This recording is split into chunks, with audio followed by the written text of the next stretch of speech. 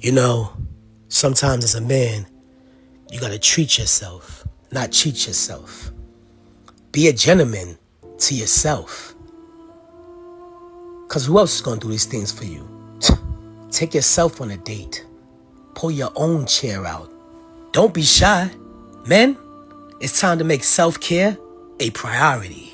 Go eat and drink without her. Because this is the type of healing men need in their life. Ladies, I'm not talking to you. Mind your business. This is about us, men. Because you're not cheating when you're out alone. You're cheating when you're with her and you want to be alone. Look how happy you are when she's not around. You spend less money when she's not around. Don't let her violate your safe space. Enjoy your peace, King. What's the difference between a nice guy and a good man? A nice guy gets along. Yeah, do that. Yeah, I'll do that. They don't necessarily have discernment or judgment, not sure what they stand for or stand against. It's like, yes, yes, yes, sure, yeah, hey. A good man has ideals that they stand for and they'll stand against, and when they're tested, a good man is not a nice guy. Being a good man is a lot harder, for good reason. You're not gonna be most popular, not gonna be always most affable. It also doesn't mean you gotta be a dick or an asshole. It just means sometimes you gotta go, I believe in this is for me, this is for me, and that is not for me. And because that is not for me, if you do trespass into my space upon me and my family, I will do my best to cause consequences. And I'm gonna let you know that. I hope that's apparent. Because I'm not gonna intrude on you, but if you trespass that, I'm gonna stand up for it. And that, we can talk our way out of that, great. Doesn't always work that way. A good man's not looking for trouble. But if it comes, and if he or something he cares about and those were susceptible, being trespassed on by trouble, a good man does what he can to stop that. What advice would you give your younger self? To never marry. To never marry. Strongest men are usually gentle. The smartest men are usually quiet. The wealthiest men are usually simple. And the happiest men are usually private. Real power and value doesn't have to announce itself. And if you feel the need to always put on a show, then maybe you're not as powerful as you think. We don't give a fuck! Jesus! We don't give a fuck! Blacks and Americans, the men, 50-50. We live in a Western society where we have feminism running rampant. None of these other women is trying to compete with a man, talking about they just as strong as a man. They don't need a man. They're not doing none of that. Can I ask y'all ladies a question? Y'all like to speak on how, men are so vocal. Did you guys have the same energy when women was just calling us gay on national TV? Men ain't shit. Black men cheat all forever. Black men ain't never home. They don't take care of their fucking kids. They are thugs. They belong in jail. Where was all this energy from the women? We were getting shit on for years.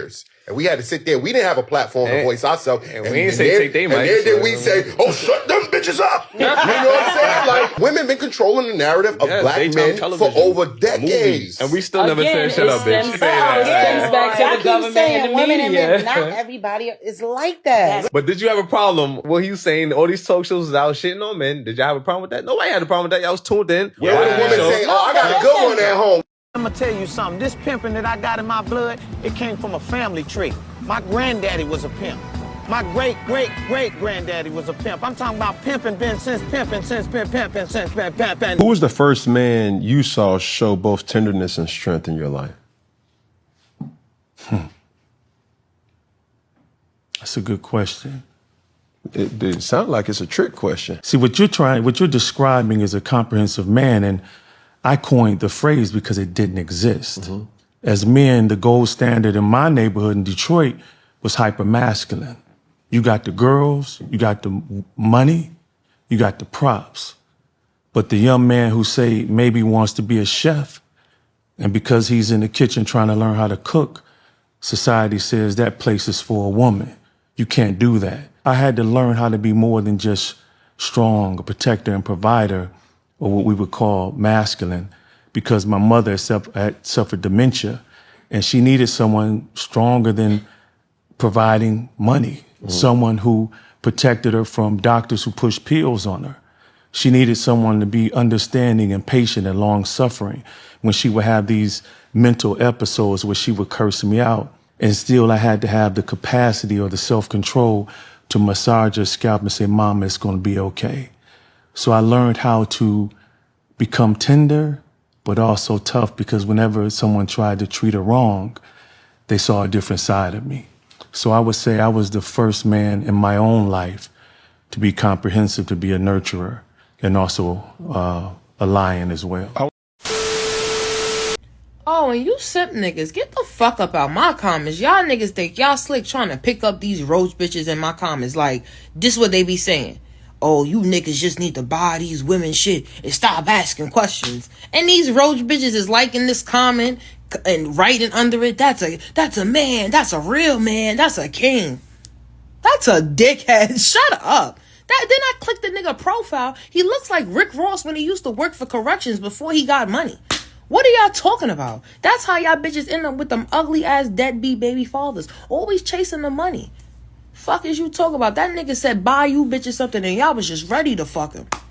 And I be on TikTok looking at these fucking Diddy and R. Kelly shits. These bitches be in the comments like, oh, they was fucking with the wrong bitches because for the right amount of money, I would have kept my mouth shut. That's why niggas don't take y'all serious. The bitches that really be going through shit, that be getting assaulted and shit by men, they never get through because you got bitches like y'all up here just trying to fuck with anybody just because they giving y'all some money. Y'all mothers never told y'all don't talk to strangers. Y'all's one of them bitches that go up to them vans that say we got candy. Stupid bitch. And since you gossiping and all that, tell them about that $4 I cashed after you so you could survive, you fucking one side of the story telling bitch. That phrase of I gotta keep her happy, it's toxic as fuck. Right, it's not even possible. Right, it's like you're trying to keep her on a hamster wheel of dopamine, and life don't look like that. I sat with that myself in ways you didn't even know. And what kept coming up in my mind, even though you was at a 3 or 2 on happiness and fulfillment, was the memories of the times where every 2 to 3 months it'd be a moment where you'll just look at me and you'll say, I'm happy.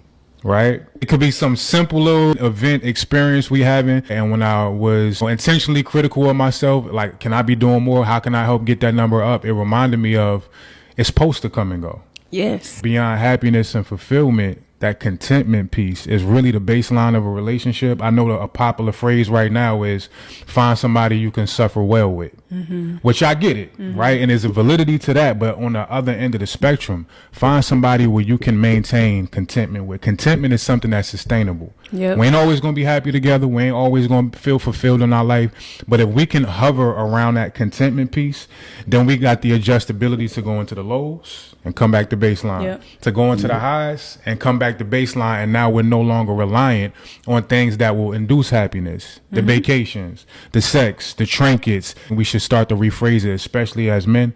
How do I keep us in some semblance of contentment? That's something I can manage. I'm ready for commitment, Harry. First time I set eyes on Mary Swanson, I just got that old-fashioned romantic feeling where I'd do anything to bone her. That's a special feeling, Lloyd. Yeah. A lot of shit pissed me off. Like, we got niggas being too nice in relationships. You know, it's hard to say no when you get in a relationship because you want it to work. You know what I'm saying? You're going out your way. You're trying to be positive, you know, trying to give her positive reinforcement, you know, trying to make sure that she know that you're in it all the way, right? So when you're doing these type of nice things, you kind of get walked over. You kind of get put on the back burner. People are not paying attention to your needs and wants and stuff like this. And for the nice guy, he usually finished last, right? We're trying to get guys not to be the nice guy, but be the good guy. You know what I'm saying? You don't want to be the guy that gets put on the back burner. Your needs do matter, right? You need to be taken care of. You know what I'm saying? If it's in your relationship, if it's in your personal life with your family and stuff like this, you need to be taken care of and reassured that they love you as well. You know what I'm saying? So we are actually promoting guys to, you know, go for what they want. You know, tell their spouse exactly what they want out the relationship and where they see themselves in 2, 3 years, you know what I'm saying? And be trying to go towards more positive things if you can. in that relationship. Now, if it starts to fail and it starts to waver because people aren't trying to go with your movement, then you know where you stand. You know what I'm saying?